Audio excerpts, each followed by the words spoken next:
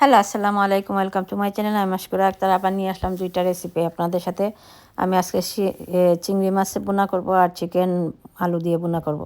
এই ভিডিওটা আমি আগে আপলোড দিয়েছিলাম, তারপরে আমি এটা ডিলিট করে আবার নতুন করে আপলোড দিতেছি। আপনারা পাশে থাকবেন, আমার ভিডিওটা পুরো ভিডিওটা দেখবেন। লাইক দিয়ে শুরু করবেন।